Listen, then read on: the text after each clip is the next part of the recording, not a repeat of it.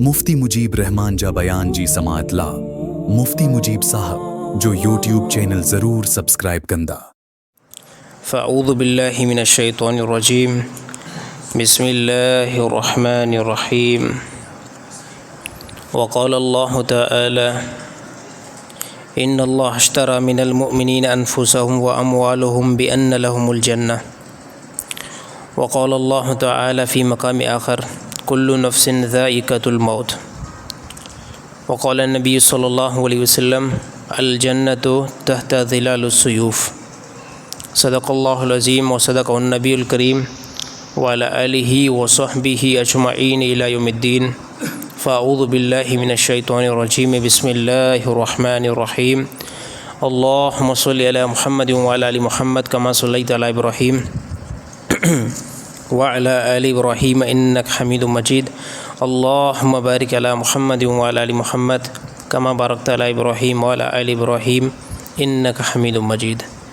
इन सेल ख़त्म तो छोकरे के मोकिलियो सेल मटायोसि इन आवाज़ घटि अथसि इन करे हे बुज़ुर्ग वेठो अथव हेॾां हिनखे मोकिलियोसि। भाई मोहतरम मोज़िन दोस्तो, अल्लाह रब्बुल इज़्ज़त जा एहसान थिया जीअं अल्लाह ताला तव्हां असांखे पंहिंजे घर में अचण जी तौफ़ीक़ अता फ़रमाई। पूरी काइनात मथां ग़ालिब ज़ात अल्लाह रब्बुल इज़्ज़त ई आहे। पूरी काइनात मथां शहनशाह अल्लाह आहे, बादशाह अल्लाह आहे। अल्लाह ताला थोरे वक़्त लाइ तव्हां असांखे दुनिया तरफ़ मोकिलियो आहे। हक़ीक़ी जेकी ज़िंदगी आहे उहा आख़िरत वारी ज़िंदगी आहे। उन ज़िंदगी खे बणाइण जे लाइ अल्लाह ताला दुनिया तरफ़ असांखे मोकिलियो आहे। क़ुरान हकीम जी जेकी आयत पढ़ीसीं इन आयत जे अंदरि अल्लाह ताला फ़रमायो इन्नल्लाह अश्तरा मिनल मुअमिनीना अनफुसहुम व अमवालहुम बिअन्न लहुमुल जन्नह। बेशक अल्लाह ताला ख़रीद कयो आहे मोमिननि खां उन्हनि जो नफ़्स ऐं उन्हनि जो माल जन्नत जे एवज़ में। ऐं अहिड़ी तरह अल्लाह ताला उन्हनि खे उन्हनि सां जेको मामिलो कंदो उहो जन्नत वारो मामिलो कंदो। दुनिया जे अंदरि बि तमामु शयूं इंसानु ख़रीद कंदो आहे, कुझु ख़रीद कंदो आहे, कुझु खपाईंदो आहे, पोइ उनजो फ़ाइदो दुनिया में ई मिलंदो आहे ऐं उन फ़ाइदे खे इंसानु दुनिया में हासिलु कंदो आहे। पर अल्लाह ताला फ़रमाए मोमिननि जी सिफ़ात ई मुख़्तलिफ़ आहे, मोमिननि जी तिजारत ई अजीब आहे। उहे छा था कनि, उहे मां अल्लाह सां तिजारत था कनि। मां अल्लाह सां इहा तिजारत था कनि त मां अल्लाह जे रस्ते में पंहिंजी जान ॾियनि था। ऐं अल्लाह जे रस्ते में जान ॾियणु हे का नंढी ॻाल्हि न आहे, तमामु वॾी ॻाल्हि आहे। अल्लाह ताला फ़रमाए मुंहिंजे रस्ते में मोमिन क़िताल कनि था ऐं जान पंहिंजी ॾियनि था, यानी हिकिड़े क़िस्म जो सौदो था कनि। हिकिड़ो सौदो पैसनि जे एतबार सां थींदो आहे। पैसा ॾेई करे तव्हां बंगलो ख़रीद कयो, पैसा ॾेई करे तव्हां का प्रॉपर्टी ख़रीद कयो, पर मोमिन छा था कनि, मोमिन इन पैसे जे एवज़ अल्लाह खां जन्नत था वठनि। पोइ अहिड़ी तरह अल्लाह ताला फ़रमाए बिअन्न लहुमुल जन्नह। पोइ अल्लाह ताला बि उन्हनि खे जेको वाइदो कयो आहे जन्नत जो, अल्लाह ताला उहो उन्हनि खे जन्नत ॾींदो। हे अल्लाह ताला सिफ़ात बयानु कई रसूलुल्लाह सल्लल्लाहु अलैहि वसल्लम जे साहिबनि जी, त उन्हनि माल जान ऐं जेको बि कुझु हुयो उहो नबी सल्लल्लाहु अलैहि वसल्लम जे रस्ते जे अंदरि ऐं अल्लाह ताला जे रस्ते जे अंदरि उन्हनि लॻाए छॾियो, यानी ख़रीद फ़रोख़्त उन्हनि कई। ऐं ॿिए नंबर ते नबी सल्लल्लाहु अलैहि वसल्लम फ़रमायो अल जन्नतु तहता ज़िलालुस सुयूफ़। बेशक जन्नत जेकी आहे त अल्लाह ताला उनखे सहाबा जे तलवारुनि जे हेठां अल्लाह ताला उनखे रखियो आहे। जीअं जो मैदान जिहाद जे अंदरि इहे सहाबा लहनि था ऐं मैदान जिहाद में अचनि था, इन तलवारुनि जे साए जे हेठां अल्लाह ताला जन्नत खे बनाए छॾियो आहे। पोइ सहाबा जी मुकमल ज़िंदगी जेकी आहे नबी सल्लल्लाहु अलैहि वसल्लम जी तालीम जे मुताबिक़ गुज़री। ॾिसो हिकिड़ो आहे मौत, जीअं क़ुरान हकीम अल्लाह ताला फ़रमायो कुल्लु नफ्सिन ज़ाइक़तुल मौत। मौत हिकु अहिड़ी शइ आहे जेकी हर हिकु मरहले ते ईंदी ऐं हर हिकु मौक़े ते तव्हांजे मथां ईंदी। उनजो टाइम जेको अल्लाह ताला मुक़ररु करे छॾियो आहे त फ़लाणी तारीख़ ते फ़लाणे टाइम ते जंहिं बि बंदे जे मथां मौत मुक़ररु थियल आहे उहा वाक़ई थींदी। पोइ जॾहिं टाइम मुक़ररु थियल आहे, तारीख़ मुक़ररु थियल आहे, पोइ बहितर ईअं न आहे, साहबा सम्झो साहबा चयो त पोइ बहितर ईअं ई आहे त इन ज़िंदगी खे जेको टाइम मुक़ररु थियल आहे इन खे असां अल्लाह जे राह में इस्तेमालु करे छॾियूं। मौत अची वेंदो, मौत बिस्तरे ते बि ईंदो, मौत जे हलंदे हलंदे रस्ते ते बि अची वेंदो। पोइ बहितर ईअं आहे त मौत जेको अचे उहो अल्लाह जे रस्ते में अचे। जीअं तमामु वॾे साहबा जी शहादत जेकी आहे अल्लाह जे रस्ते में थी। ख़ालिद बिन वलीद रज़ी अल्लाह ताला अन्हु जलील क़दर साहबी आहे। इन साहबी जंग जे मैदान में 100 मरतबा लथो। ख़ालिद बिन वलीद रज़ी अल्लाह ताला अन्हु जंहिंखे नबी सल्लल्लाहु अलैहि वसल्लम लक़ब ॾिनो सैफ़ुल्लाह जो। सैफ़ तलवार खे चइबो आहे, अल्लाह जो लफ़्ज़ पोयां सैफ़ जे अचे थो, यानी अल्लाह जी तलवार। इहो इन एतबार सां नबी सल्लल्लाहु अलैहि वसल्लम फ़रमायो ख़ालिद बिन वलीद रज़ी अल्लाह ताला अन्हु यानी कुफ़ुर जे अंदरि बि वॾो बहादुर हुयो ऐं इस्लाम जे अंदरि जॾहिं मुस्लमान थियो उन टाइम बि वॾो बहादुर हुयो। कुफ़ुर जे अंदरि यानी जेतिरे काफ़रनि सां जंगुनि जे अंदरि उन एंट्री कई ऐं शामिलु थियो, उन तमामु जंगुनि जे अंदरि काफ़रनि सां हुयो त बि खटे पियो। काफ़रनि सां हुयो त मुस्लमान सां जेकॾहिं का बि जंग थिए बि जंहिंमें ख़ालिद बिन वलीद हो न, त काफ़र मुस्लमान खां उहा जंग खटनि पिया, हालांकि पाण उन टाइम मुस्लमान न हुयो, यानी गैर मुस्लिम हुयो। तमामु साहबा ॾिसो, इहे ई तमामु साहबा पहिरियों गैर मुस्लिम हुया, पोइ इन्हनि वरी जॾहिं इस्लाम आंदो त पोइ नबी सल्लल्लाहु अलैहि वसल्लम इहे साहबा बणिजी विया। नबी सल्लल्लाहु अलैहि वसल्लम जॾहिं सभ खां पहिरियां ऐलान कयो न त मां नबी आहियां, मां पैगम्बर आहियां, त इहे ई त साहबा हुयनि जंहिं इब्तिदा में इनकार कयो, वरी इन खां बाद में इक़रार बि इन्हनि कयो। फ़ज़ीलत बि अल्लाह ताला कंहिंखे ॾिनी, इन्हनि खे ॾिनी त ख़ालिद बिन वलीद रज़ी अल्लाह ताला अन्हु इस्लाम खां पहिरियां जंहिं बि जंगनि जे अंदरि मौजूदु हुया, उहा जंग कुफ़ार जे तरफ़ां हुई त बि जेको खटनि पिया। ऐं अहिड़ी तरह जॾहिं मुस्लमान थिया वरी इस्लाम में आया, पोइ जंहिं जंग जे अंदरि ख़ालिद बिन वलीद नबी सल्लल्लाहु अलैहि वसल्लम सां गॾु हुया, उहा जंग बि खटनि पिया। पोइ नबी सल्लल्लाहु अलैहि वसल्लम लक़ब ॾिनो सैफ़ुल्लाह जो, यानी तलवार हलाइण में एतिरा त माहिर हुया, शायदि ॿियो को साहबी एतिरो महारत न रखे। पोइ हलंदे हलंदे हाणे इन साहबी बयानु कयो त मां पंहिंजी पूरी ज़िंदगी अंदरि, ख़ालिद बिन वलीद रज़ी अल्लाह ताला अन्हु फरमायो मां पंहिंजी पूरी ज़िंदगी अंदरि जंगियूं जेको विड़ियूं आहियां न, उहे 100 तक़रीबन जंगुनि में अंदरि मां लथो आहियां। ऐं 100 जंगुनि में अंदरि लहणु मां सम्झां थो नॉर्मल ॻाल्हि न आहे।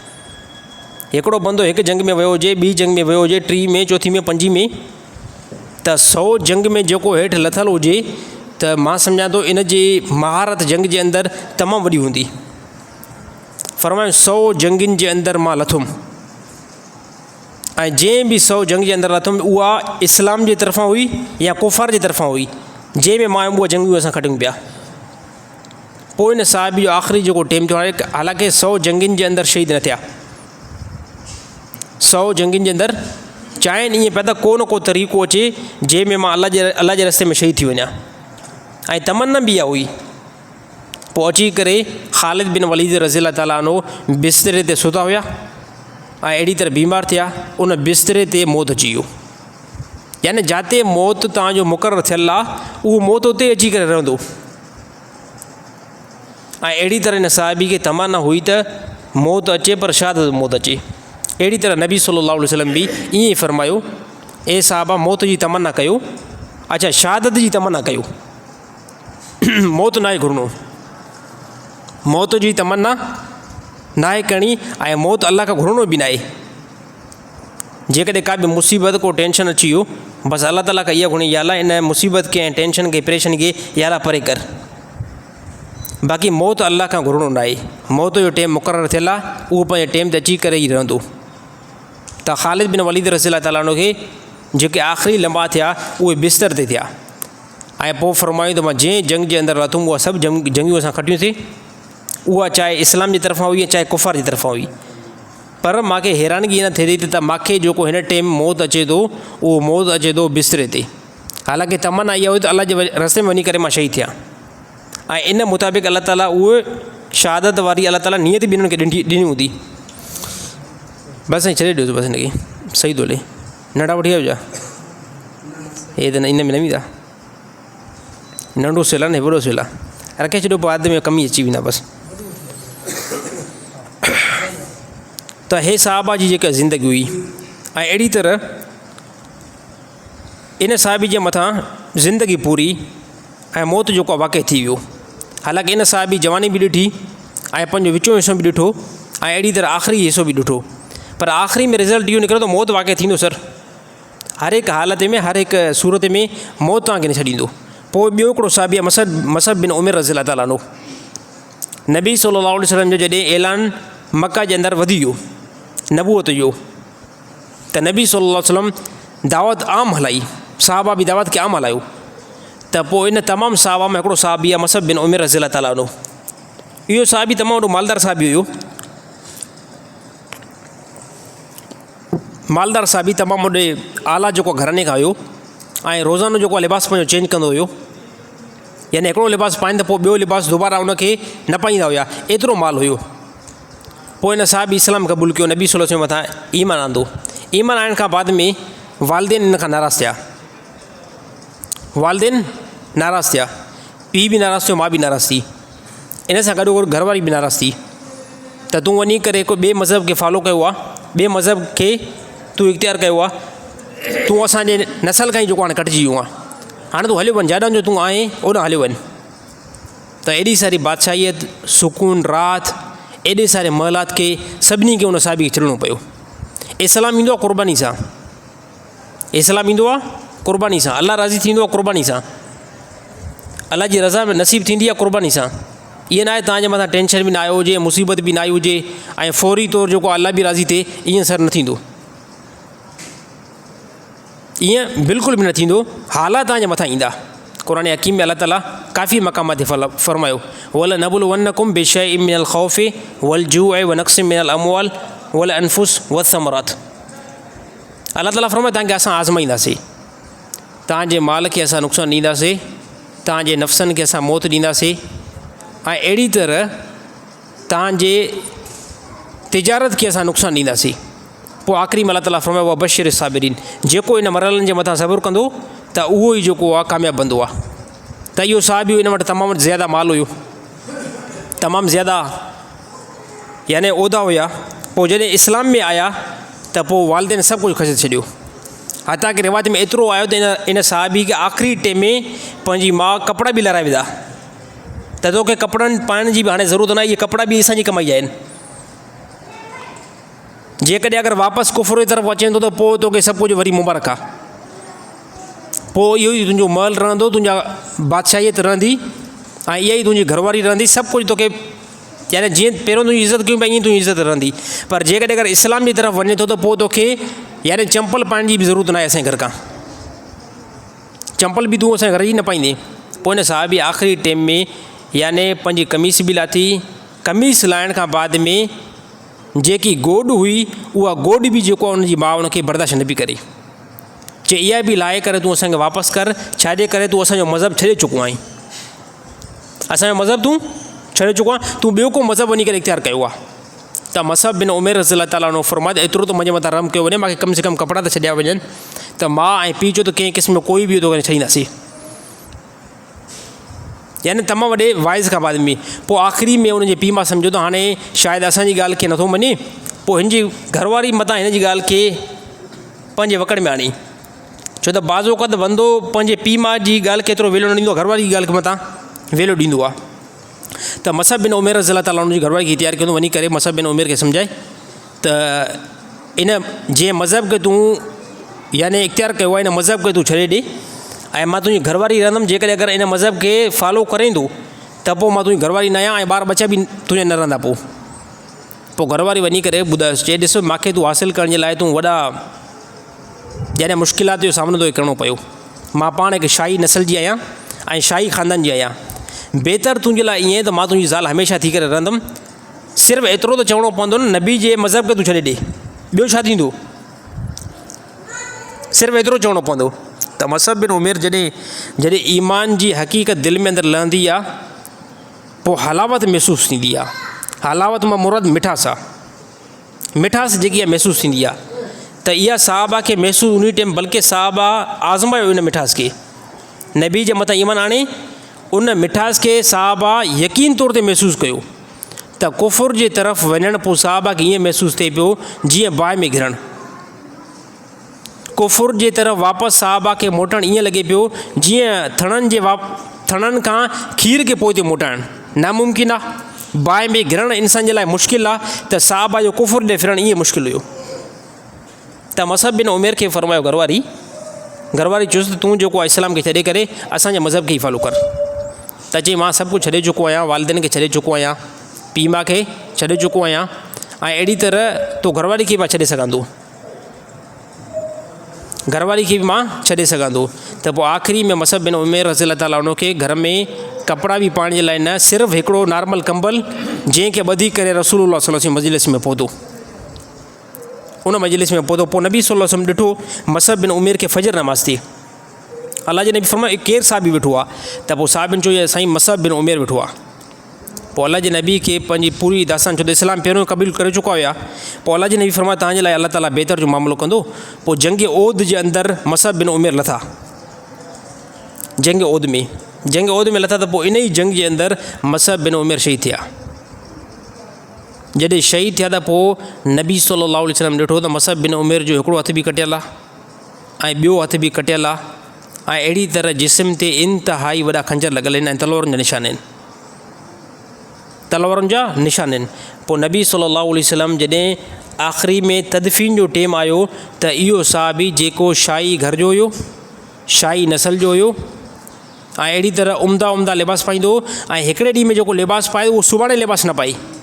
यानी इन मां तव्हां अंदाज़ो लॻाए सघो था हिन बंदे वटि केतिरा कपिड़ा हूंदा, उन साहबी वटि केतिरो स्टॉक में कपिड़ा पिया हूंदा जेके हिकिड़ी ड्रेस पाए त इन खां बाद में कपिड़ा उहे पाए ई न।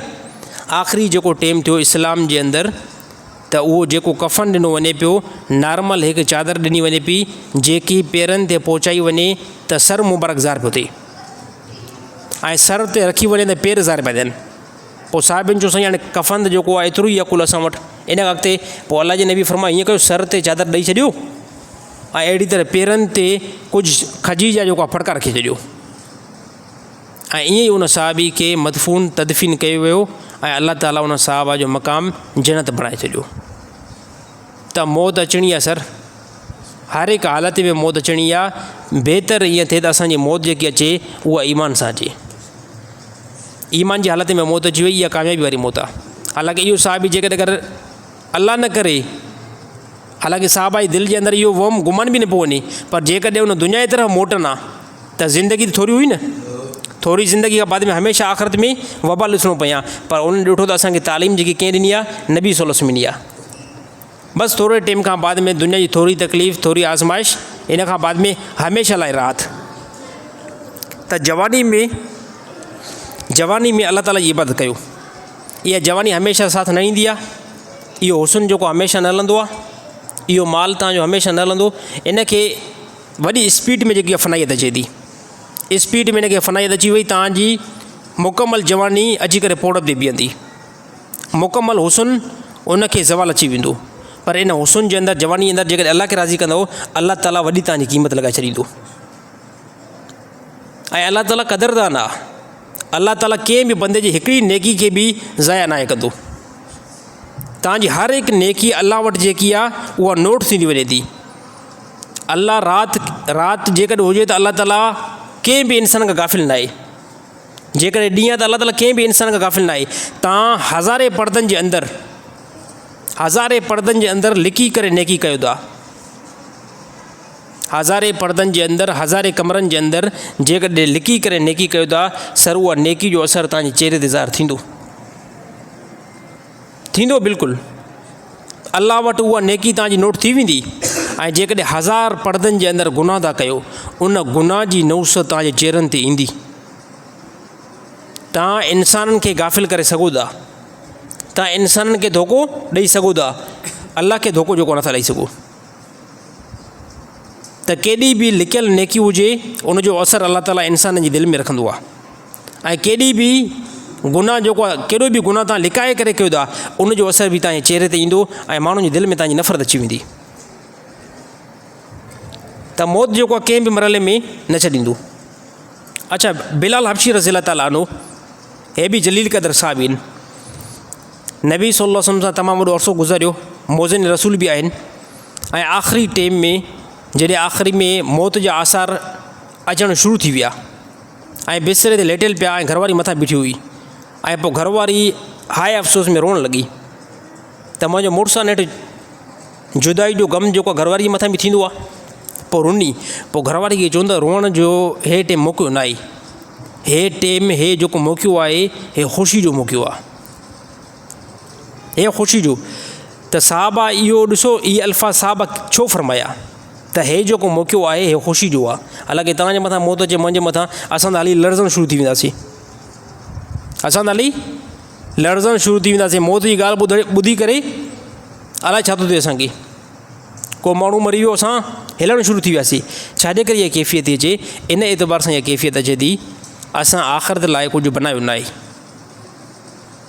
आख़िरत लाइ त मौत जो नालो ॿुधी करे मां ख़ौफ़ थिए, आख़िरत लाइ कुझु बनायो न आहे। साहबा आख़िरत लाइ बनायो हुयो, उन्हनि खे यकीन हो त हाणे मौत खां बाद में मुलाक़ात कंहिं सां थींदी। बिलाल हबशी फौरी तौरु फरमायो, ॾिसो घरवारे खे चई हाणे मौत अचे थो, मौत अचण सां ई नबी सां वञी करे मुलाक़ात थींदी।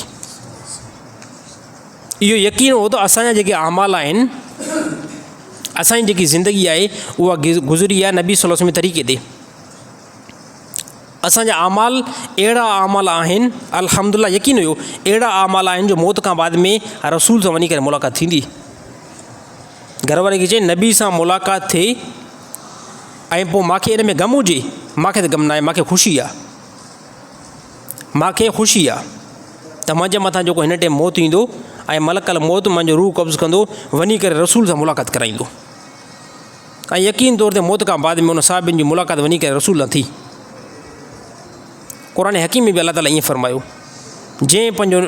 जंहिं इंसाननि ख़रीद मां इंसाननि जे मोमिननि जी जाननि खे ऐं उनजे माल खे ख़रीद कयो आहे जन्नत जे मुक़ाबले में। इन्हनि साहिबनि माल बि अलाह जे रस्ते में मोकिले छॾियो ऐं जान बि अलाह जे रस्ते में मोकिले छॾी, जेकी मां आयत पहिरियों न पढ़ियमि, इन अल्लाह अश्तरा मिनल मुमिनीन अनफुसहुम व अमवालहुम बिअन्न लहुमुल जन्नह। बेशक असां मोमिननि खां उन्हनि जी जान ख़रीद कई आहे, उन्हनि जो माल असां ख़रीद कयो आहे। छाजे मुक़ाबले में? या अल्लाह ताला फरमायो जन्नत जे मुक़ाबले में। इन्हनि माल बि सभु ॾेई छॾियो ऐं इन्हनि पंहिंजे नफ़्सनि खे बि दुनिया जे अंदरि इस्तेमालु करे छॾियो, यानी अलाह जे राह में क़िताल कयो। असां इन जो मक़ाम जेको आहे जन्नत बणाए छॾियो आहे। ऐं चौथे नंबर ते साहबी अबू अयूब अंसारी रज़ियल्लाहु ताला अन्हु,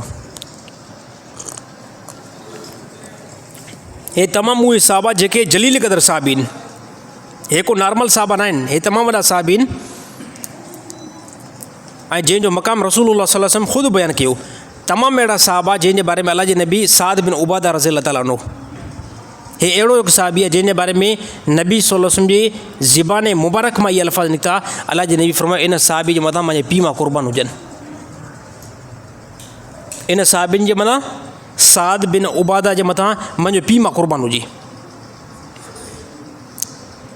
हे का नॉर्मल ॻाल्हि न आहे, हे तमामु वॾी फज़ीलत वारी ॻाल्हि आहे। जंहिंखे ॾिसो साहबा बार बार मूंखे ईअं फरमाईंदा हुआ त नबी जे मथां असांजो पीउ मां क़ुर्बान। असां ऐं तव्हां ईअं फरमाईंदा आहियूं त नबी जी हुर्मत ऐं इज़त जे मथां असांजो पूरो नसल जेको क़ुर्बान, जान माल क़ुर्बान। असां पंहिंजे पीउ ऐं माउ खे बि क़ुर्बान कंदासीं जेकॾहिं मौक़ो नबी जो अची वियो त पोइ अलाह जे नबी फरमायो उन्हनि साहबा जी महिनत अहिड़ी थियल हुई, जिदोजहद अहिड़ी थियल हुई त नबी सल्लल्लाहु अलैहि वसल्लम फरमायो साद बिन उबादा जी मथां मुंहिंजो पीउ मां क़ुर्बान हुजे। हे तमामु वॾी फज़ीलत आहे। अबू अयूब अंसारी रज़ियल्लाहु ताला अन्हु, इहो उहो साहबी आहे जेको मदीना में सभ खां पहिरियां नबी सल्लल्लाहु अलैहि वसल्लम जी महिमान नवाज़ी इन साहबी कई। सभ खां पहिरियां नबी सल्लल्लाहु अलैहि वसल्लम जी महिमान नवाज़ी इन साहबी कई। इहो साहबी हलियो मदीना खे छॾियईं, असुली घर जेको आहे मदीने खे छॾियईं, वञी करे आख़िरी जंग में कुस्तुनिया तरफ़ वियो ऐं उते क़िताल कंदो रहियो। पर क़िताल जे दौरान उहो साहबी जेको आहे शहीद न थियो, बल्कि मौत आयो मथां, इंतकाल थी वियो। पोइ साहबा फरमायो तोखे पंहिंजे मदीना जी तरफ़ वठी हलूं, तोखे मदीना जी तरफ़ वठी हलूं। त साहबिन खे चई न, मदीना जी तरफ़ मूंखे न वठी हलो, मदीना जी तरफ़ मूंखे न वठी हलो, बसि जिते मूंखे मौत अचे मूंखे उते ई जेको आहे दफ़न करे छॾियो। ऐं हिन टाइम उन साहबी जी क़बर जेकी आहे उहा आया सूफ़िया मस्जिद जे भरिसां तुर्की जे अंदरि आहे, इस्तांबुल इलाइक़े में। काथां खां काथां साहबा विया नबी जे फ़िक्र खे खणी करे, नबी जी सोच खे खणी करे ऐं नबी जी मिशन खे खणी करे साहबा हिते वञी करे पहुता। ऐं साहबा नबी सल्लल्लाहु अलैहि वसल्लम गम खे बर्दाश्त न पिया करे सघनि हज़रत उमर रज़ी अल्लाह ताला अन्हु जहिड़ो जलील क़दर साहबी ऐं एतिरो समझदार ऐं बुर्दबार नबी जे तमामु साहबा मां जंहिंखां कुफ़्र ज़्यादा ख़ौफ़ कंदो हुयो, ज़्यादा लड़ाईंदा हुआ, मुनाफ़िक़ जंहिंखां ज़्यादा लड़ाईंदा हुआ, इहा ॻाल्हि बिल्कुलु दावा सां आहे ज़्यादा में ज़्यादा हज़रत उमर रज़ी अल्लाह ताला अन्हु खां लड़ाईंदा हुआ। छो त हज़रत उमर रज़ी अल्लाह ताला अन्हु जी 10.5 साल जेकी हुकूमत हली आहे न, इन में कंहिं बि काफ़र खे, कंहिं बि मुनाफ़िक़ खे मजाल नथी त फितने खे जेको मथे करे, फितने खे खणनि। छो त उन्हनि खे ख़बर हुई त आॾो केरु आहे, आॾो उमर आहे। अगरि थोरी बि ख़बर पइजी वई न फिलाणे कंहिं काफ़र जी जेको आहे साज़िश आहे या उन्हनि जो इहो कमु आहे, त पोइ असांजी पुठी ते जेको आहे कंहिं क़िस्म जी कोई खल न हूंदी। एतिरो कुफ़्र जेको आहे लाराए पोइ हज़रत उमर रज़ी अल्लाह ताला अन्हु खां। ऐं अल्लाह जे नबी जी बेशुमार हदीसूं बि आहिनि। अल्लाह जे नबी फरमायो, मुंहिंजो साहबी जेको उमर आहे, अल्लाह जे नबी फरमायो, ए उमर तोखे ॾिसी करे शैतान पंहिंजो रस्तो चेंज करे वेंदो आहे। हिकिड़े क़िस्म जी ज़रूरत आहे न साहबा जे अंदरि, ए उमर तोखे ॾिसी करे शैतान खे हिमत पोइ न थींदी त मां इन रस्ते ते कीअं अचां, उहो पंहिंजो रस्तो चेंज करे छॾींदो आहे। ऐं अल्लाह जे नबी फरमायो, लव काना बादी नबीउन ला काना उमर, मां बाद में जेकॾहिं कोई साहबी थी सघिया उमर रज़ी अल्लाह ताला अन्हु थी सघिया। नबी सल्लल्लाहु अलैहि वसल्लम दुनिया खां विया, उमर रज़ी अल्लाह ताला अन्हु फरमायो, अगरि कंहिं बि इहा ॻाल्हि कई, अगरि कंहिं बि इहा ॻाल्हि कई त नबी सल्लल्लाहु अलैहि वसल्लम इंतकाल थी वियो आहे, उनजी मां मुंडी लाहींदुमि, मां उनजी मुंडी लाहींदुमि। पोइ चाहे भले को काफ़र चवे या मुस्लमान चवे, उनखे छॾिणो न आहे। पोइ अबू बकर सिद्दीक़ फरमायो त ए उमर जेको आहे चुप करे वेही रह, चुप करे वेही रह। हज़रत अबू बकर सिद्दीक़ हज़रत उमर रज़ी अल्लाह ताला अन्हु खे फरमायो चुप करे वेही रह, छो त उमिरि में नंढा हुया। हज़रत अबू बकर सिद्दीक़ हज़रत उमर रज़ी अल्लाह ताला अन्हु खां उमिरि में मथा हुया, त फरमायो चुप करे तूं वेही रह। ऐं चुप करे जॾहिं विया नी, पोइ हज़रत अबू बकर सिद्दीक़ वाइस शुरू कयो त ए इंसानो, ए मुस्लमानो, जेकॾहिं अगरि तव्हां नबी जी इबादत कयो पिया, हे हज़रत अबू बकर सिद्दीक़ ख़ुदि ॿुधो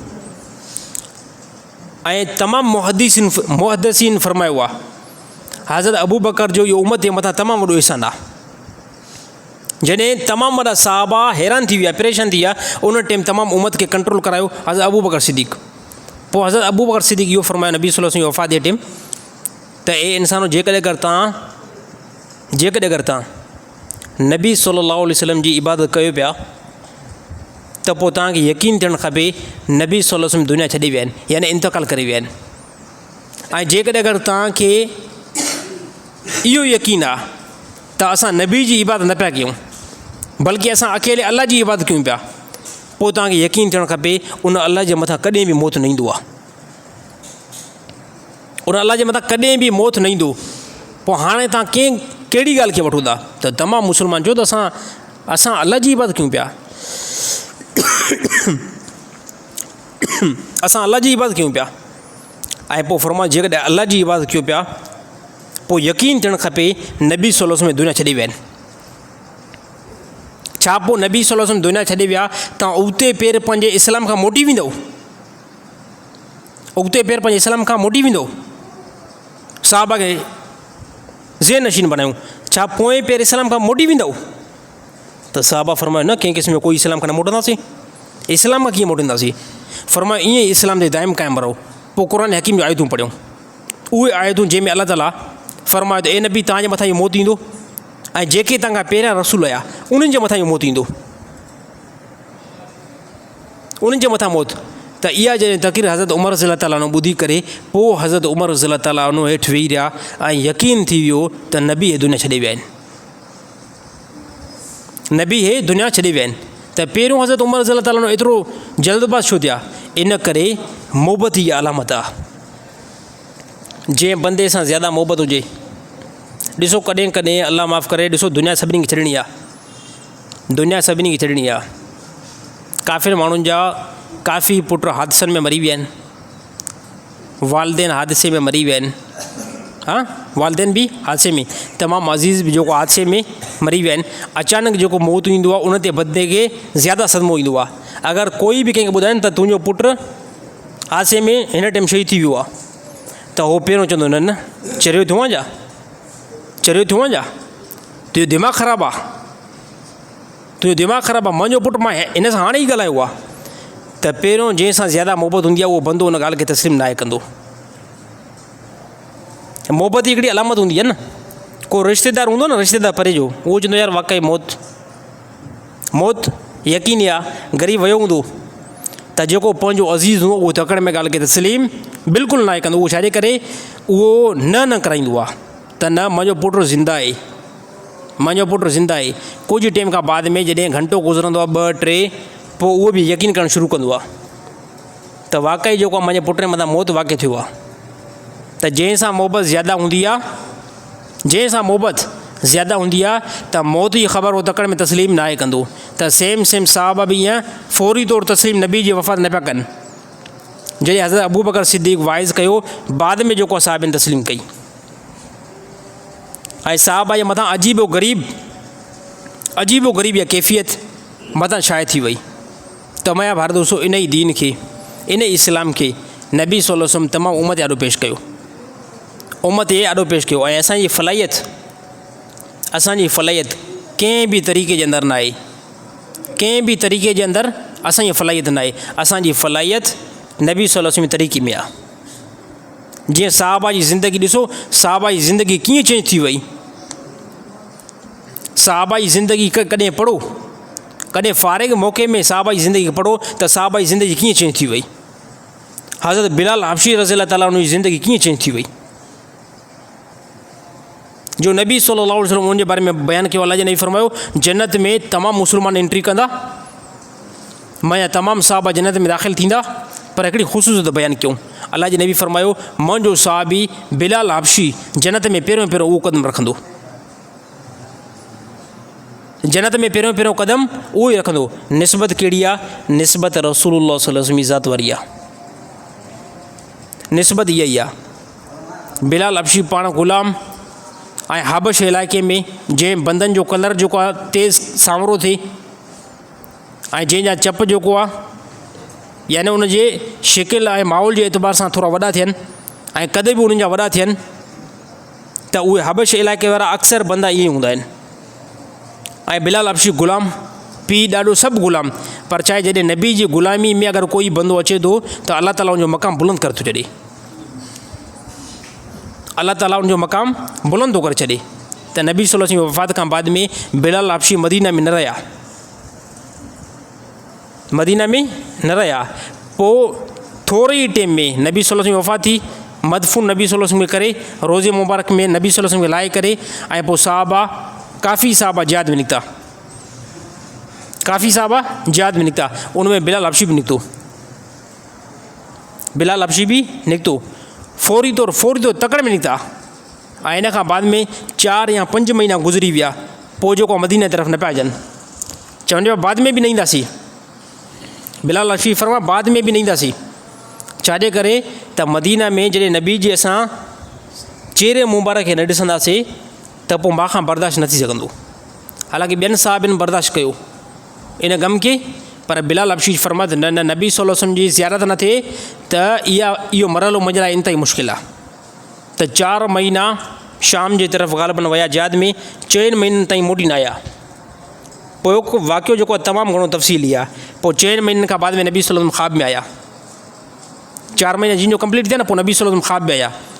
ख़्वाब में ॾिठो त नबी सल्लल्लाहु अलैहि वसल्लम आॾो बीठा आहिनि ऐं नबी सल्लल्लाहु अलैहि वसल्लम फरमाइनि था ए बिलाल हबशी मुलाक़ात ई तूं न कई आहे काफ़ी टाइम खां वठी करे, मुलाक़ात ई तूं असां न कई आहे। त अहिड़ी तरह पोइ बिलाल हबशी रज़ी अल्लाह ताला अनो उतां निकिता ऐं मदीना जे तरफ़ काफ़ी अरसो गुज़रियो पहुता। ऐं आॾो ॾिठो त नबी सल्लल्लाहु अलैहि वसल्लम जो रोज़ो आहे, क़बर मुबारक आहे ऐं नबी सल्लल्लाहु अलैहि वसल्लम पाण त आहिनि ई न। पोइ रोअंदे नबी सल्लल्लाहु अलैहि वसल्लम जे रोज़े ते हाज़िरी भरे करे सलाम पेश करे ऐं पोइ वरी दुबारा जिहाद जी तरफ़ निकिता। हे छा आहे, हे साहबा जे मथां जेको मरहलो आयो, तकलीफ़ वारो मरहलो आयो। उन्हनि जो उस्ताद रसूलुल्लाह सल्लल्लाहु अलैहि वसल्लम जी ज़ात हुई, नबी सल्लल्लाहु अलैहि वसल्लम जी तालीम कई ऐं तरबियत कई। पोइ इन जे करे उन्हनि खे गम बि जेको इंतिहा दर्जे पहुतो। ऐं क़ुर हकीम में बि अल्लाह ताला ईअं फरमायो जेसि ताईं तव्हां पंहिंजे माल खां, औलाद खां, तिजारत खां, दुनिया जे तमामु इंसाननि खां ज़्यादा में ज़्यादा जेकॾहिं रसूल सां मोहबत न आहे, तव्हांजो ईमान जेको कामिल न आहे, तव्हांजो ईमान कामिल न आहे। ऐं असां हाणे ॾिसूं, असां पंहिंजी सोच वीचार कयूं त असांखे ज़्यादा में ज़्यादा कंहिंसां मोहबत आहे, असांखे ज़्यादा में ज़्यादा कंहिंसां, अॼुकल्ह ज़्यादा में ज़्यादा असांखे मोहबत जेकी आहे एतिरी दीन इस्लाम सां न आहे। ज़्यादा में ज़्यादा मोहबत दीन इस्लाम सां न आहे। तिजारत सां ज़्यादा मोहबत आहे, माल सां जेको आहे ज़्यादा मोहबत आहे। ऐं जेकॾहिं दीन सां ज़्यादा मोहबत हुजे आहे त दीन जेको आहे ज़िंदगी में हुजे आहे।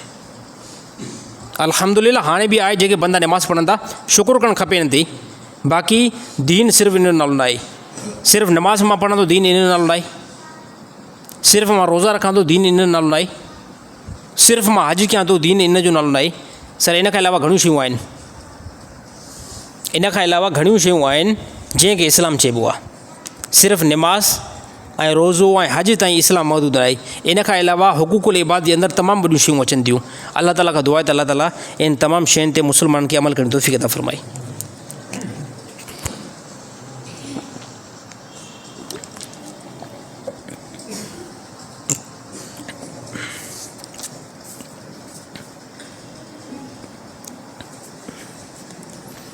साईं क़ुर्बानी जे जानवर जी उमिरि केतिरी हुजणु खपे? मसलन तौरु उठ, मेंह, गऊं, बकरी, बकर, रिढ या घटो। अच्छा, इन्हनि जी उमिरि जेकी आहे नोट कई वञे त क़ुर्बानी जेको हाणे क़ुर्बानी जो मौक़ो इन टाइम अचे थो त जानवर कोई बंदो उठ बि जेको आहे ज़िब कंदो आहे, गऊं बि जेको आहे ज़िब कंदो आहे, मेंह बि ज़िब, उठ खे नर कई वेंदी आहे। उठ जेको ज़िब न थींदो आहे, इहा ॻाल्हि यादि रखणु खपे। उठ खे नर थींदी आहे, उनखे ज़िब न कंदो आहे, उनखे सिर्फ़ु छुरी जेको लॻाई वेंदी आहे, पोइ उनखे खून वहंदो आहे। इन खां बाद में उनखे ज़िब कयो वेंदो आहे। बाक़ी मेंह खे, गऊं खे, बकरी खे, बकर खे, रिढ खे या घट खे, इन खे जेको आहे ज़िब कयो वेंदो आहे। त हाणे सभ खां पहिरियां इन जी उमिरि जेकी आहे कंप्लीट हुजणु लाज़मी आहे। ऐं जेकॾहिं अगरि उहा उमिरि जो उहो जानवर न आहे त पोइ उनजी क़ुर्बानी बि जेकी आहे दुरुस्त न आहे। उठ जी घटि में घटि जेकी उमिरि आहे त उहो उठ 5 साल जो कंप्लीट हुजे। जंहिं उठ खे कोई बि मुस्लमान ज़िब करे थो न, नर करे थो, त उनजी घटि में घटि उमिरि घटि में घटि 5 साल पूरी हुजे। अगरि कंहिं बंदे खे ख़बर आहे त हे जेको उठ मां वटि आहे त हे 5 सालनि खां हिकिड़ो महीनो घटि आहे, 5 सालनि खां हिकिड़ो महीनो घटि आहे, चए तारीख़ मां वटि लिखियलु आहे त जेकॾहिं हिकिड़ो महीनो बि घटि थियो त बि इन जी क़ुर्बानी न थींदी सर, त बि इन जी क़ुर्बानी न थींदी। ऐं अहिड़ी तरह मेंह ऐं गऊं जी इन सां गॾु इन जा नर बि शुमारु कयो, जंहिंखे असां सान ऐं वोड़ो बि चवंदा आहियूं। इन चइनि जी घटि में घटि 2 साल उमिरि हुजणु ज़रूरी आहे। अगरि 2 साल खां हिकिड़ो महीनो या अहिड़ी तरह 10 ॾींहं या 5 ॾींहं या बिलफ़र्ज़ हिकिड़ो ॾींहुं बि अगरि घटि इहो जानवर थियो न त उनजी क़ुर्बानी बि दुरुस्त न आहे बिल्कुलु। ऐं बकरी ऐं बकर उनजी घटि में घटि साल उमिरि हुजणु लाज़मी आहे। अगरि साल खां कोई बि कंहिं बकरी वरिती जंहिंखे उहो ज़िब करे थो, छेलो वरितो, उनखे उहो ज़िब थो करे, उनखे पूरी तसदीक़ आहे त इहो जेकी बकरी आहे या छेलो आहे इहो साल खां कुझु ॾींहुं घटि आहे त सर इहो क़ुर्बानी में दुरुस्त न आहे, इहा क़ुर्बानी तव्हांजी न थींदी। ऐं लास्ट में आख़िरी में घटो या अहिड़ी तरह रिढ, इहे साल खां घटि हुजनि पोइ बि उनजी क़ुर्बानी थी वेंदी। मसलन तौरु कोई घटो या अहिड़ी तरह रिढ 6 महीननि जो आहे पर लॻे ईअं थो इहे साल जो, यानी बाडी में ईअं थो लॻे साल जो लॻे थो, या उहो घटो या रिढ साल वारे घटे में छॾियो ॾिनो वञे त उन साल वारे में हिन में फ़र्क़ु नज़र न अचे। यानी कॾहिं कॾहिं उन घटे जी पालना अहिड़ी थींदी आहे, रिढ जी पालना अहिड़ी थींदी आहे 6 महीननि में लॻंदो ईअं साल जो लॻे थो, लॻे ईअं थो साल जो, त उहो भले 6 महीननि जो हुजे, 7 महीननि जो हुजे, साल खां घटि हुजे त बि उहो क़ुर्बानी में हलियो वेंदो। त इहा उमिरि इंतिहाई लाज़मी आहे। उमिरि खे नोट कयो, जानवर वठो था सभ खां पहिरियां उमिरि जेकी तस्दीक़ करायो। त घणा वापारी कूड़ बि ॻाल्हाए वेंदा आहिनि, घणा वापारी कूड़ बि कसम बि जेको खणी वेंदा आहिनि, त तस्दीक़ तव्हां पाण ई कयो, ॾिसो त वाक़ई हे 2 सालनि जो बीहे थो या अहिड़ी तरह को सचो वापारी हुजे उनखां जेको माल वठो। वापार में वॾा बंदा कूड़ आहिनि, हाई क्लास जा बंदा कूड़ ॻाल्हाईंदा आहिनि। यानी कलमो भरे करे, मां त ॿुधुमि त अहिड़ा वापारी जेके वापार कंदा आहिनि, माल ख़रीद कंदा आहिनि, यानी कलमो भरे करे बि ॻाल्हि ग़लति कंदा आहिनि। ज़ालिम चवंदा ला इलाहा इल्लल्लाह मुहम्मद रसूलुल्लाह, हे वरितुमि 80,000 ते, 80,000 ते, पर ज़ालिम 75,000 ते वरितो हूंदो। त सर हे इस्लाम ॾिसो न, हिन ते इस्लाम ते वॾो असरु पवंदो। तव्हां जॾहिं कलमो भरे करे ॻाल्हि कंदो त अॻिलो बंदो त हाणे यकीन में अची वेंदो, पर उहो बंदो धोखो खाईंदो। त जानवर जी इहा उमिरि जेके कंप्लीट कयो त उठ जी जेकी आहे 5 साल, मेंह ऐं गऊं जी 2 साल, बकरी ऐं बकर जी 1 साल, ऐं रिढ ऐं घटे जी 6 महीननि जेकॾहिं हुजे ऐं पर लॻे साल वांगुरु थो, उनजी क़ुर्बानी थी वेंदी। इहो मसइलो यादि रखो, ज़हन में रखो। छाहे का हाणे क़ुर्बानी क़रीब में अचे थी।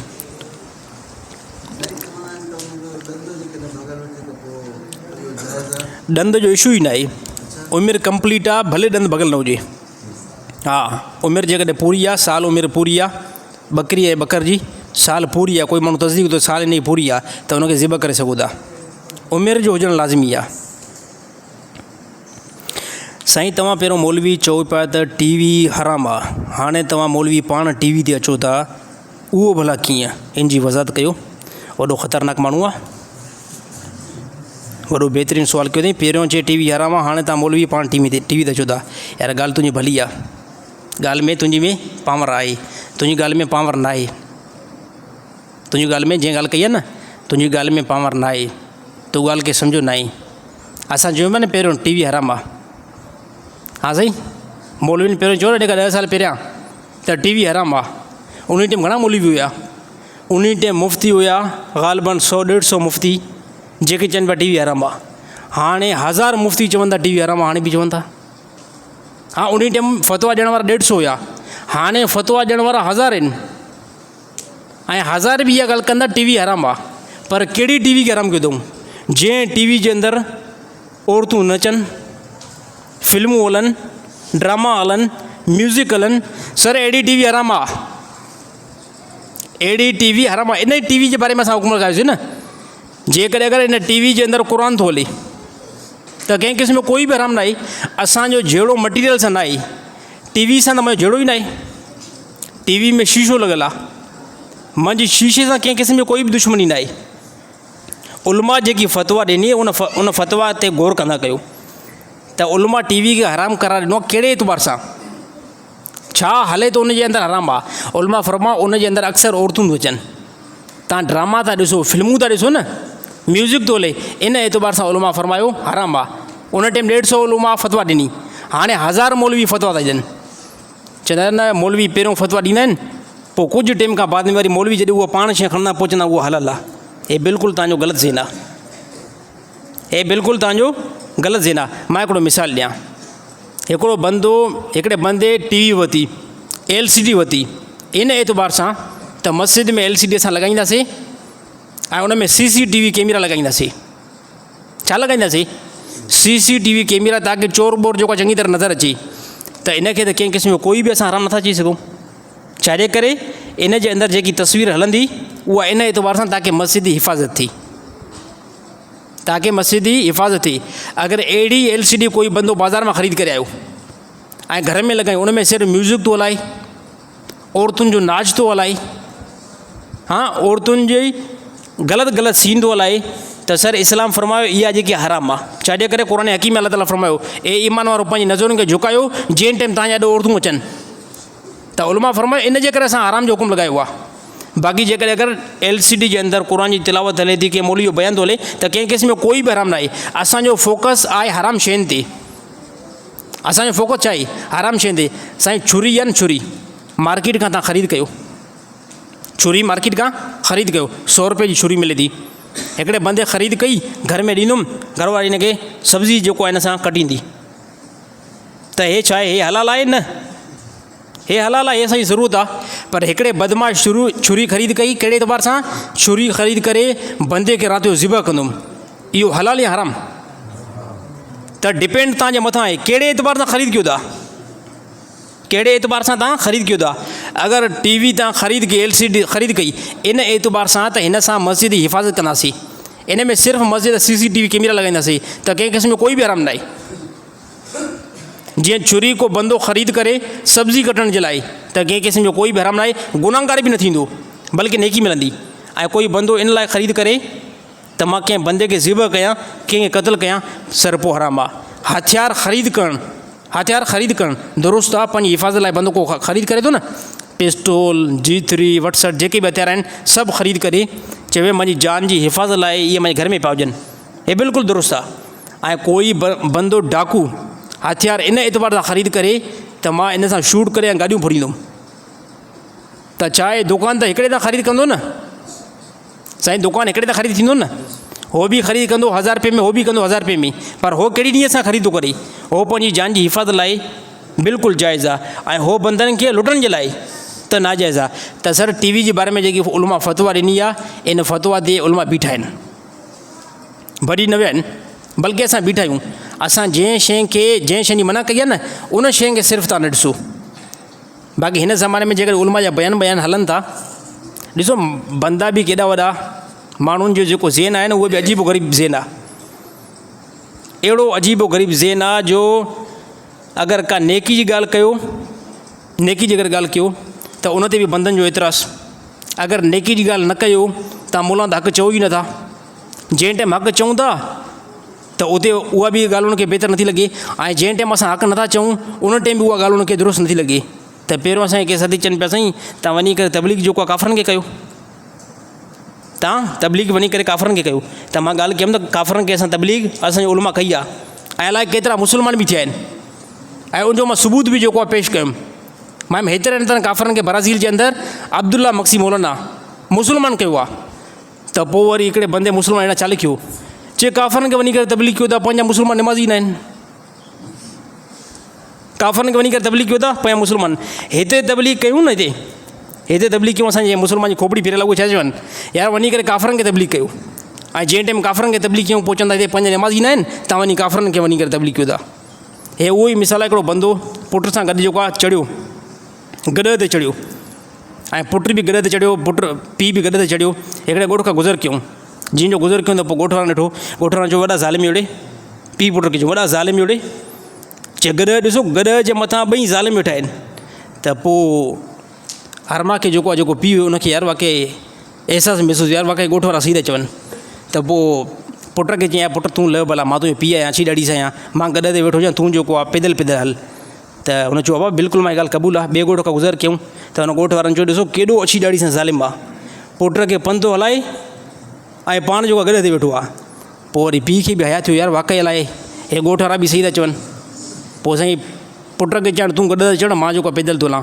3 ॻोठ ते गुज़र थियो, उते ॻोठ वारा चयो वॾो को छोरो बदमाश आहे, वॾो को बद अख़लाक आहे, पीउ खे पैदल थो घुमाए ऐं पाण गॾ ते वेठो आहे।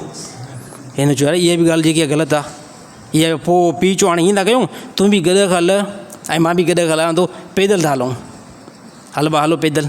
हा 5 ॻोठ ॾाढो गुज़र थियो, 5 ॻोठ वारा परे काने खे ॾिसी करे छा चवनि, अड़े ॾिस केॾा ॿई बेवकूफ़ आहिनि, गॾ बि साण था न गॾ ते वेहनि बि नथा, गॾ बि साण था न गॾ ते वेहनि बि नथा। पोइ अची ॾाढी सां पीउ सम्झदार हुयो, हुनजो भाउ तूं बि गॾ ते वेह, मां बि गॾ ते वेहां थो, पंहिंजी मंज़िल तय कयूं। हे माण्हू इंसान जेके आहिनि न इंसान, इन जे लाइ सोन थी करे बीहंदासीं त बि हे असांजे मथां इतमाद न कंदा। ॾिसो पहिरियों हिकिड़ो ॿई चढ़ियल हुया, चवनि पिया ज़ालिम आहिनि, पीउ चढ़ियल हुयो ज़ालिम आहे, पुट खे पंधु घुमाए, पुटु चढ़ियल हो चवंदा छोरो नाफ़रमान आहे, ॿई पैदल हलनि, चए ॿई बेवकूफ़ आहिनि। चए यार हिन क़ौम खे कयूं छा असां भला, हाणे क़ौम सम्झंदी छा? त असां तबलीग जेकॾहिं मुस्लमान खे कयूं, चए काफ़रनि खे छो था कयो, काफ़रनि खे कयूं, चए पंहिंजा हिते मुस्लिम में सभु बेनमाज़ी पिया आहिनि, तव्हां वरी काफ़रनि खे भॻायो। यार कहिड़ी क़ौम आहियो? अलाह ताला अहिड़ा मुस्लमान खे सम्झ नसीब अता फ़रमाए।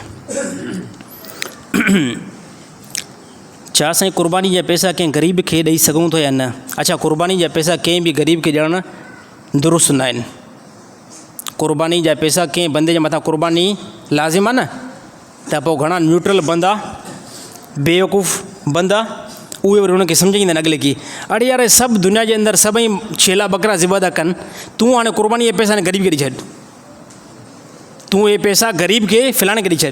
त यादि रहणु खपे जंहिंजे मथां क़ुर्बानी लाज़िम आहे, जंहिं बंदे जे मथां क़ुर्बानी लाज़िम आहे, त क़ुर्बानी जा पैसा कंहिं बि फ़क़ीर खे ॾियणु नाजाइज़ आहिनि। अच्छा, नाजाइज़ जी तरफ़ मां नथो अचां, याने उनखे ॾियणा ई न आहिनि, अगरि जेकॾहिं उनखे ॾींदो त उहो सदको थी वेंदो, बाक़ी हिन जे मथां क़ुर्बानी जेकी अदा न थींदी। अगरि उहे पैसा उनखे ॾिनई न त सदको हिनखे अलाह ताला नेकी ॾींदो। बाक़ी यादि रहणु खपे अगरि ॿीहर क़ुर्बानी न कई न त हे बंदो गुनाहगार थींदो। त नबी सल्लल्लाहु अलैहि वसल्लम फरमायो इन ॾींहंनि क़ुर्बानी जे ॾींहंनि जे अंदरि जेको बंदो साहिब निसाब आहे, जंहिंजे मथां क़ुर्बानी लाज़िम आहे, अगरि उहो क़ुर्बानी नथो करे, पोइ नबी सल्लल्लाहु अलैहि वसल्लम उन बारे में वईद फरमाई, अलाह जी ने फरमाई इन खे वञी करे रोकियोसि त असांजी ईद नमाज़ जी तरफ़ न अचे, भले मुस्लमान हुजे। त कहिड़े मुंहं सां जेको आहे तूं ईद नमाज़ जी तरफ़ ईंदे? अलाह ताला तोखे माल ॾिनो, अलाह ताला तोखे पैसा ॾिना, ऐं उन पैसनि जे करे तूं क़ुर्बानी न कई आहे, या उन पैसा तूं ग़रीबनि खे ॾेई छॾिया, ग़रीबनि खे ॾेई छॾिया साईं, क़ुर्बानी त न थींदी में। त क़ुर्बानी हिकु वाजिबु अमल आहे, कंहिं बंदे खे सदको ॾियणु हे हिकिड़ी नफ़िली इबादत आहे, त इहा नफ़िली इबादत थी वेंदी, पर वाजिबु अमल रहिजी वेंदो। अलाह ताला मालदार बनायो आहे त क़ुर्बानी करणी आहे। कोई बंदो चए न साईं सदको कयो, छो कंहिं क़िस्म में कोई सदको न आहे करिणो, सदको आहे ॿी मिल्कियत में कंदासीं, हे असांखे क़ुर्बानी करणी आहे। त सर ग़रीबनि खे पैसा ॾियण में क़ुर्बानी अदा न थींदी, इहा यादि करे छॾियो। पैसा इहे क़ुर्बानी या ग़रीबनि खे ॾींदो त इहो क़ुर्बानी न थींदी, बल्कि क़ुर्बानी लाइ तव्हांखे वरी ॿिया पैसा इस्तेमालु करणा पवंदा।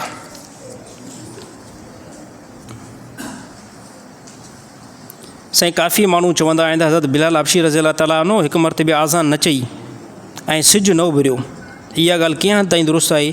अच्छा, इहा ॻाल्हि कूड़ी ॻाल्हि आहे, इहा कंहिं बि हदीस जे मुसनद किताब मां इहो वाक़ियो जेको आहे साबित न आहे, ऐं न ई कंहिं सीरत जी किताब खां इहो वाक़ियो साबित आहे। हे माण्हू चवंदा आहिनि त बिलाल हबशी रज़ी अल्लाह ताला अन्हु हिकु मरतबे आज़ान न चई त पोइ सिज बि न पियो उभिरे। साईं कंहिंखे ॿुधो इहो वाक़ियो? हथ मथे कयो। वाक़ियो इहो कंहिं ॿुधो आहे? मां इहा थो ॻाल्हि कयां। न, इहे उलमा नथा कनि, इहे उहे माण्हू था कनि जेके नॉर्मल ख़तीब आहिनि। हा, उलमा न कंदा, छो त उलमा खे ख़बर आहे न त इहो वाक़ियो बाक़ाइदा टकर में थो अचे, इहा अलाह ताला जी कुदरत खां ख़िलाफ़ु थो ॻाल्हि वञे। हा, हे ॻाल्हि उलमा ईअं सम्झो नॉर्मल जेके को हाफ़िज़ हुजे, हाली हल त पुॼाए पोइ ॾिठो वेंदो, या न ईअं सम्झो पीछे छोड़ आगे दौड़, इहो मामिलो लॻो पवंदो आहे। उलमा कोई ॻाल्हि न कंदो, इहा को हाई क्लास जो उलमा हुजे, मौलवी हुजे ऐं मुफ़्ती हुजे, उन जे वाक़ियो इहो तव्हां न ॿुधो हूंदो उनखां। बाक़ी नॉर्मल को हिकिड़ो तक़रीर कंदड़ आहे, यानी मौलवी, उनखे असां मुला चई सघूं था नॉर्मल, उहो को बंदो हुजे, उन वाक़ियो कयो हुजे त उनखे उन वाक़िए खां रुजू करणु खपे, छो त इहो के हदीस मां साबित न आहे। या माण्हू चवंदा हिकु मरतबे बिलाल हबशी रज़ी अल्लाह ताला उनखे नबी सल्लल्लाहु अलैहि वसल्लम फरमायो तूं राति जो सुबुह सां आज़ान न चइजांइ, उहो यहूदियुनि चयो त साईं हिन खे तव्हां आज़ान चओ था, भाई हिन जो आवाज़ु सही आहे ई न। पोइ अलाह जे नबी फरमायो त उहो वाक़ियो ईअं पेश कंदा आहिनि, हालांकि नबी सल्लल्लाहु अलैहि वसल्लम न फरमायो, त उहो चवंदा आहिनि नबी सल्लल्लाहु अलैहि वसल्लम बिलाल हबशी खे ईअं फरमायो तव्हां सुबुह सां आज़ान फजर जी न चइजो।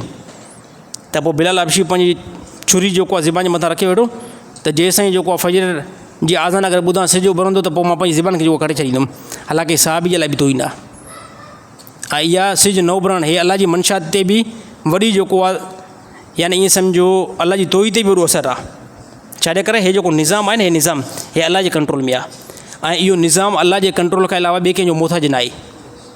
यानी सिज न उभरे त माना हज़रत बिलाल हबशी जे अम्बुर जो मोहताज थियो न, ऐं इहा ॻाल्हि अलाह जी मंशा जे ख़िलाफ़ु थी वञे, त इहो वाक़ियो सर कूड़ो आहे।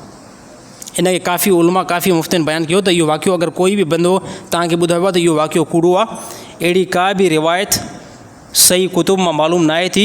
अगरि काथां बि थी आहे, अक्सर मुफ़सिरीन उनखे कूड़ो कयो आहे, यानी मन घड़त इहा रिवायत आहे, यानी कूड़ी में कूड़ी इहा ॻाल्हि आहे, इनखे तस्लीम बिल्कुलु न कयो। अगरि किथे बि को मौलवी वाइज़ करे, को आम बंदो वाइज़ करे न, त उनखे चओ त इहा वाक़ियो असां मौलवियुनि खां तहक़ीक़ कराई, इहा किथे बि ॻाल्हि न आहे, इन खां बचणु खपे।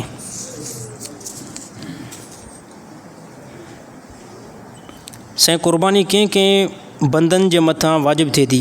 अच्छा, क़ुर्बानी उन बंदनि जे मथां वाजिबु थींदी जंहिंमें सभ खां पहिरियां जंहिं वटि सोन जे अंदरि 7.5 तोला सोन हुजे, 7.5 तोला, पोइ चाहे उहो सोन जी शिकिल में हुजे या ज़ेवरात जी शिकिल में हुजे, उन बंदे जे मथां क़ुर्बानी लाज़िम थींदी।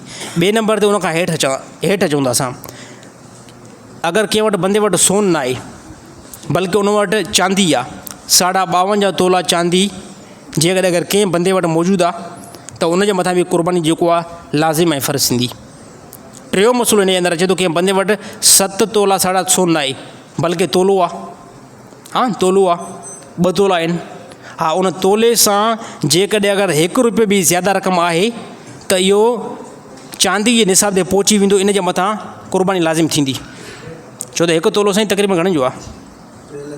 अच्छा 3 लख न, त चांदी जा 52 तोला जेकी रक़म बीहे थी उहा 1,83,000 बीहे थी।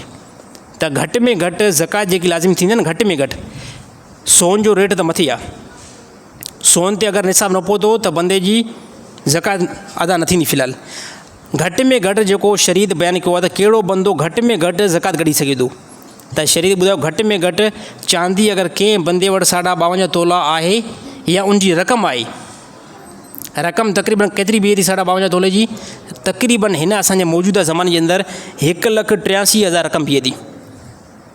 1,83,000 रक़म कंहिं बि बंदे वटि आहे हिन ॾींहंनि जे अंदरि, त उहो बंदो वञी करे क़ुर्बानी जे जानवर में हिसो ॾिए, उनजे मथां क़ुर्बानी वाजिबु थी वई आहे।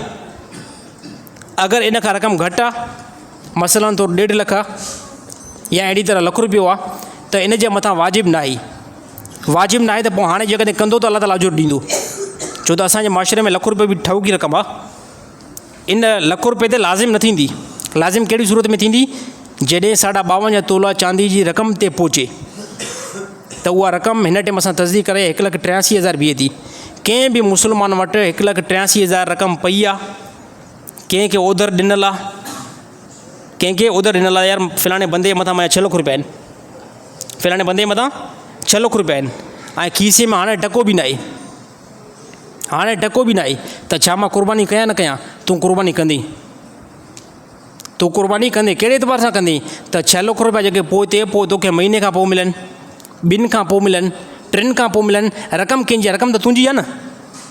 यानी तोखे कहिड़े बि सूरत में इहे पैसा मिलंदा त तुंहिंजे मथां क़ुर्बानी हिन टाइम लाज़िम आहे। पोइ साईं चवनि साईं हाणे असां ओधर खणी करे, हा इन टाइम कर्ज़ु खणी करे बि क़ुर्बानी करणी आहे। आसान मां हिकिड़ो डिटेल तव्हांखे ॿुधाए छॾियां त सभ खां पहिरियां तव्हांजो कर्ज़ु जेको आहे कंहिं बंधन में रहियल आहे न, उन कर्ज़ खे नोट कयो। 1 लख रुपयो साईं मुजीब रहमान जो रहियल आहे, 50,000 हाफ़िज़ मोज़िन साहिब जो रहियल आहे, हाँ 70,000 ॿिए के बंदे जो रहियल आहे। लिस्ट ठाहियो हिकिड़ी कर्ज़ जी, त यार हेतिरनि पैसनि जो मां कर्ज़ ई आहियां, इहा लिस्ट सॼी तयारु कयो, हिन पासे रखोसि। वरी ॿी लिस्ट ठाहियो जंहिंमें तव्हांजा पैसा अॻिले बंदे ते रहियल आहिनि। मसलन तौरु मुंहिंजो 1 लख रुपयो साईं मोहम्मद रफ़ीक साहिबु ॾे बीठल आहे, ना आहे बीठल मथां साईं मुंहिंजे वञण खां पोइ वठोसि, ना आहे न बीठल। मां हिकिड़ो मिसाल थो पेश कयां, अब मुंहिंजो 2 लख रुपया ॿिए कंहिं बंदे ते रहियल आहिनि, त पोइ मां ॿई इहे शयूं काउंट कंदुमि, त पोइ ॾिसंदुमि मुंहिंजो हाणे कर्ज़ु बीठो आहे 3 लख रुपया, मुंहिंजे मथां जो कर्ज़ु आहे उहो छा आहे, उहो बीठो आहे 3 लख रुपया, ऐं मुंहिंजा पैसा माण्हुनि जे मथां बीठा आहिनि 10 लख रुपया। त 10 लख खां 3 लख खे माइनस कयोसि, बाक़ी पोइ घणा पता? बाक़ी घणा? 7 लख। ऐं क़ुर्बानी फ़र्ज़ु थिए थी 1,83,000 ते। क़ुर्बानी घणे ते फ़र्ज़ु थिए थी? 1,83,000 या 1,84,000, इन ते क़ुर्बानी फ़र्ज़ु थिए थी। एतिरी रक़म अगरि कंहिं बि मुस्लमान जी किथे बि पई आहे त तव्हांजे मथां सर क़ुर्बानी जेको लाज़िम थींदी। अल्लाह ताला अमल करण जी तौफ़ीक़ अता फ़रमाए।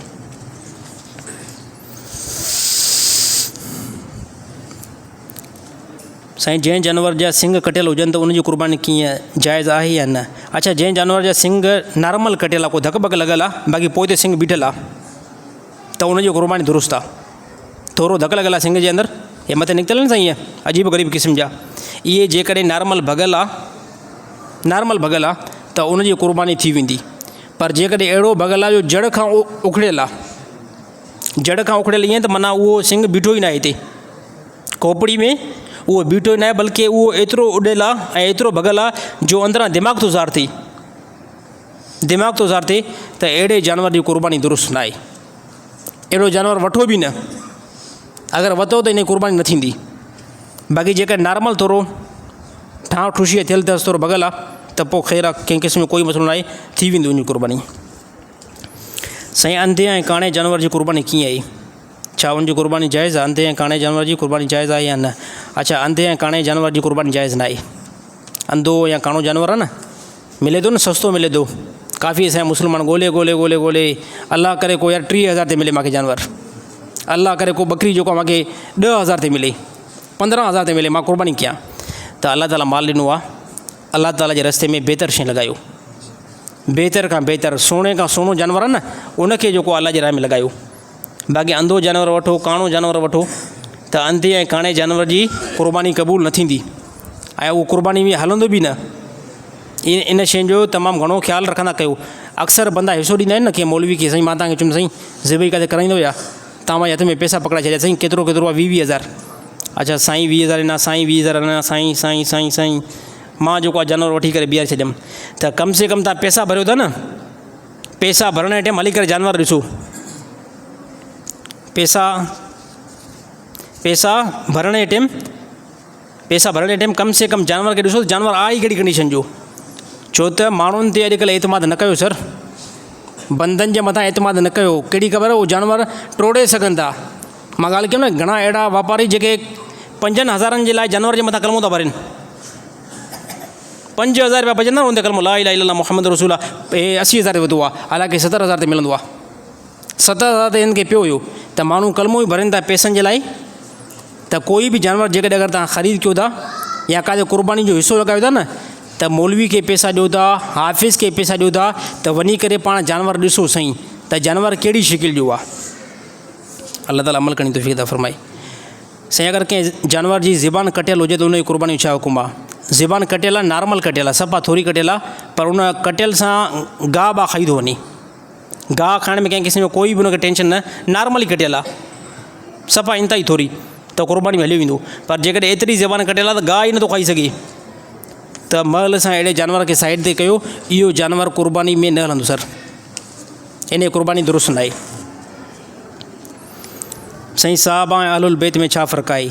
साहबा ऐं अहलुल बैत में उहो फ़र्क़ु आहे, अहलुल बैत उनखे चइबो आहे जेके नबी सल्लल्लाहु अलैहि वसल्लम जा क़रीब घराना आहिनि, क़रीब रिश्तेदार, उनखे अहलुल बैत चइबो आहे, जंहिंमें नबी सल्लल्लाहु अलैहि वसल्लम जूं तमामु घणियूं अज़वाज मुतहरात, हज़रत अली साईं, इमाम हसन, इमाम हुसैन, ऐं अहिड़ी तरह हज़रत उस्मान रज़ियल्लाहु ताला अन्हु। छाजे करे इनखे बि नबी सल्लल्लाहु अलैहि वसल्लम, इन साहिबी खे बि नबी सल्लल्लाहु अलैहि वसल्लम जी घरवारी ॾिनल आहे, न्याणी ॾिनल आहे, इन साहिबी खे बि नबी सल्लल्लाहु अलैहि वसल्लम जी न्याणी ॾिनल आहे। त इन एतबार सां नबी सल्लल्लाहु अलैहि वसल्लम जो घराने में हज़रत उस्मान रज़ियल्लाहु ताला अन्हु बि आई। बाक़ी साहबा ऐं अहलुल बैत में सिर्फ़ु एतिरो फ़र्क़ु आहे, साहबी उनखे चइबो आहे जे ईमान जी हालत में, जाग जी हालत में नबी जे मथां ईमान आंदो हुजे ऐं उनजो ख़ात्मो ईमान ते थियो हुजे ऐं नबी जो शागिर्दु हुजे, उनखे साहिबी चइबो आहे। अहलुल बैत यानी नबी जा क़रीब जेको आहे घरानो, उनखे अहलुल बैत चइबो आहे। बाक़ी यादि रखणु खपे जेके माण्हू घणो आम बंदनि खे डिप्रेशन जो मरीज़ बणाईंदा आहिनि, त सर हे त सिर्फ़ु साहबा कनि था, हे सिर्फ़ु साहबा खे मञनि था, त खोपड़ी में थोरी ॻाल्हि रखो। अहलुल बैत खे मञनि नथा, त मां चवंदो उन्हनि खे चवंदो खोपड़ी में थोरी ॻाल्हि रखो, खोपड़ी में थोरी ॻाल्हि रखो, त साहबा पोइ तव्हां हज़रत अली साईं खे छा था चओ? अगरि कोई बंदो, मां दावा सां ॻाल्हि कयां थो, हिमत आहिनि जेको चए थो यार हे मौलवी सिर्फ़ु साहबा कंदा आहिनि, मां चवां तूं दावा सां तूं पंहिंजे मिंबर ते वेही करे कॾहिं हिकिड़ो मरतबो चओ त हज़रत अली साईं साहबी न आहे, हिकिड़ो मरतबो पंहिंजे मिंबर ते वेही करे इहा ॻाल्हि कर त इमाम हुसैन जेको आहे साहबी न आहे, इमाम हसन जेको आहे साहबी न आहे, पोइ ॾिसां तुंहिंजे मथां कहिड़ी फतवा थी अचे।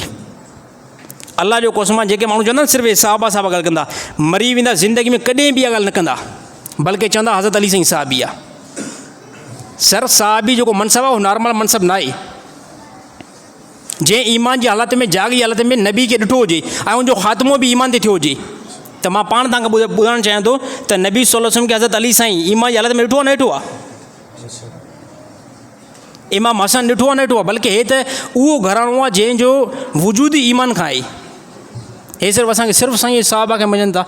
साहबा मां मुराद सिर्फ़ु हज़रत अबू बकर सिद्दीक़ न आहे, सिर्फ़ु हज़रत उमर रज़ियल्लाहु ताला अन्हु न आहे, तमामु नबी जा शागिर्द जंहिं नबी खां इल्मु सिखियो आहे उहे तमामु वॾा साहबा आहिनि।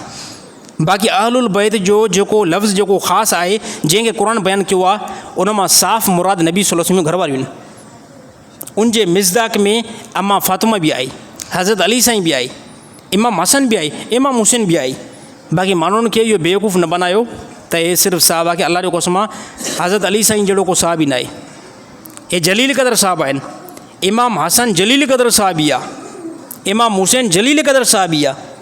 अगरि जेकॾहिं कोई बंदो चवे न मां इन्हनि खे अहलुल बैत तस्लीम कयां थो, मां हज़रत अली साईं खे अहलुल बैत तस्लीम कयां थो, पर साहबी तस्लीम नथो कयां, यानी अलाह जो कसम आहे इहा वॾे में वॾी उन साहबी जी तोहीन थो करे। हज़रत अली साईं जी वॾे में वॾी आहे तोहीन थो करे। जेको चए थो मां हज़रत अली साईं खे इमाम तस्लीम कयां ऐं अहिड़ी तरह अहलुल बैत तस्लीम कयां, साहबी मां तस्लीम न कयां, अलाह जो कसम आहे वॾे में वॾी आहे हज़रत अली साईं जी तोहीन थो करे इहो बंदो।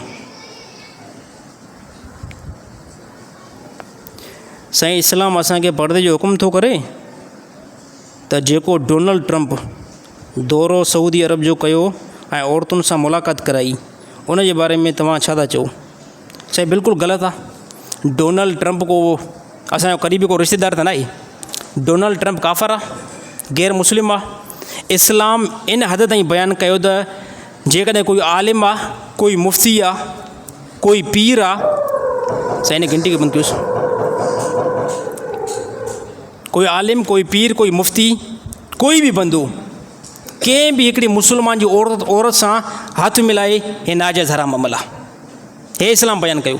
बाक़ी हे सऊदी अरब वारनि जेको माना सऊदी अरब वारा बनिस्बत दुबई वारनि खां घटि क़दम खयूं, घटि क़दम खयूं। त उन्हनि सिर्फ़ु जेको आहे हिजाब में औरतुनि सां डोनाल्ड ट्रंप खे मुसाफ़ो करायो, जेको इस्लाम जे नुक़्ते एतबार सां हराम आहे। इस्लाम जे एतबार सां इहो बिल्कुलु हराम ऐं नाजाइज़ अमल आहे। त इहा ई जेकी सऊदी अरब में जेके अरबनि जूं औरतूं न, इहे ॿिए कंहिं अरब सां नामहरम सां हथ मिलाइनि, इहे गुनाहगार थींदियूं। बाक़ी डोनाल्ड ट्रंप त का शइ ई न आहे। इन खां बाद में जेको दुबई में जीअं जो डोनाल्ड ट्रंप आयो, इन खां बाद में दुबई जो जेको हैरिस आहे, मोहम्मद ज़ैद बिन नालो यार मां खयों अल शेख नहयान, इन जेको औरतुनि खे बीहारे करे उनजा वार जेको हवा में हलाया, हे मां सम्झंदो उन्हनि थोरी तरक़ी जे लाइ, नॉर्मल तरक़ी जे लाइ तमामु वॾी पंहिंजी बेग़ैरती पंहिंजे मथां खई आहे उन्हनि। इस्लाम जो इहो कल्चर न आहे। इस्लाम त उहो मज़हब आहे जंहिं इन हद ताईं बयानु कयो त औरत जेकॾहिं घर में नमाज़ी पढ़े, औरत घर में नमाज़ पढ़े थी ऐं अकेले कमरे में नमाज़ी पढ़े, ऐं औरत जो जेकॾहिं साम्हूं वारनि जो टियों हिसो हीअं खुली पियो, सिर्फ़ु एतिरो खुली पियो टियों हिसो, त इस्लाम बयानु कयो त इन औरत जी नमाज़ जेकी आहे बातिल थी वेंदी। इस्लाम इन हद ताईं बयानु कयो।